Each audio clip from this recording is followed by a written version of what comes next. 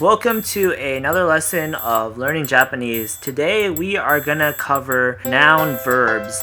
This is pretty unique to the Japanese language. I can't really think of anything quite similar to it in the English language as I usually can for the grammar structures that we cover, but this is basically using a noun as a verb, as the name of the construct may imply already, by using that noun followed by the very common, probably most common Japanese verb suru, which just means to do. So basically it's just translated to doing this noun. So yeah. And in practice, it's basically exactly what I just said. You use the noun and you follow it by suru to turn into a noun verb. There are some rules, not rules, but guidelines that you have to abide by in some particular cases. For example, usually when we have a noun and a verb, there's a direct object marker O connecting the noun as the direct object and the verb as the action verb.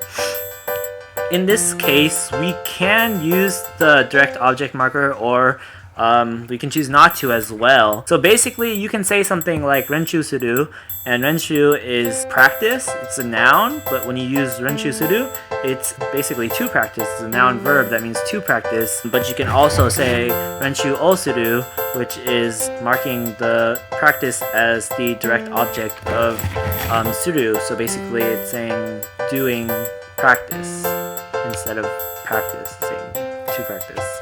So you may think that will cover all bases when you're using noun verbs in your sentences and whatnot, but there's more to it, because what if you have a direct object for your noun verb? In that case, you can't use two direct object particle O's, because that would just be weird. So in that case, you either drop the direct object particle, you don't use it for the noun that is the noun verb. So you wouldn't use renshuu o suru, you would just do renshuu suru if you have a direct object that you're practicing. So say you have tenisu o renshuu suru. That's a correct way to do it. You wouldn't say tennis o renshuu o suru, that would be wrong.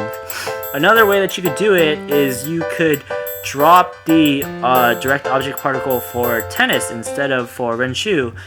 In that case, it would be something like tennis no renshuu o suru.